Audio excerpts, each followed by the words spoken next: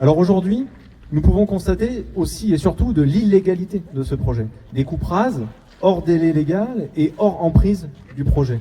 Les phases préparatoires du projet réalisé sont déjà litigieuses.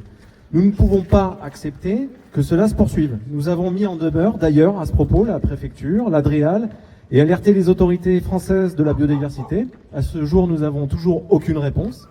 Alors, nous allons plus loin. Et aujourd'hui, nous saisissons la procureure de la République. Ces infractions graves au Code de l'environnement sont susceptibles de constituer des délits. Les porteurs de projets doivent répondre de leurs actes. Il est temps de stopper ce projet inutile et il est encore temps de travailler enfin aux vraies solutions pour sécuriser et améliorer les équipements de la RN 147 existantes.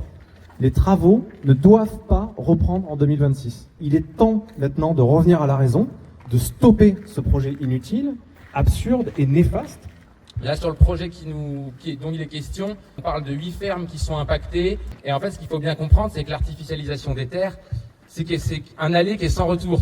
En fait, les sols, ils mettent des décennies, des siècles, des millénaires à se créer. Et en fait, quand on pose du goudron, quand on décape la terre végétale, en fait, c'est quelque chose que, à l'échelle de l'humanité, en fait, les terres sont perdues pour toujours. Et en fait, nous, on trouve ça intolérable. Là, on est dans un contexte presque périurbain, entre Couzex et Nieul. On a besoin de relocaliser l'alimentation.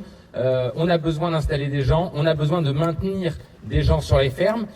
C'est des terres qui, à la fois, produisent de l'alimentation, qui participent à la régulation du cycle de l'eau, captent du carbone. Il me semble que ce projet, il est symptomatique. Il est symptomatique déjà du déni démocratique, parce qu'il y a eu une enquête faite sur ce projet à plus de 90%. Les citoyens et citoyennes étaient opposés à ce projet.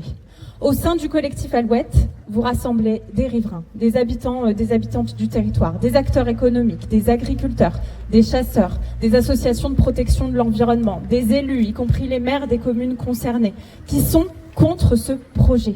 La deuxième des choses qui est symptomatique, c'est l'entêtement, c'est l'acharnement des politiques locaux. Ce projet, il ne tient plus, il date de dizaines et dizaines d'années. C'est un tracé qui a été fait à un autre temps, à un temps qui ne considérait pas aujourd'hui le changement climatique, la perte de la biodiversité et, ça a été dit, la perte des terres agricoles auxquelles nous faisons face. Et la troisième chose qui est symptomatique, c'est le rejet et l'abandon de nos territoires ruraux qui se trouvent derrière ce projet. Sur la RN 147, on sait toutes et tous, évidemment, qu'il y a des enjeux de sécurisation. La plupart des accidents, ils se trouvent aujourd'hui au nord de Bellac. Qu'est-ce qu'on attend pour aller s'occuper du nord du département? On va faire 132 millions d'euros sur le territoire de Limoges Métropole pour 2 km pour gagner 1 minute.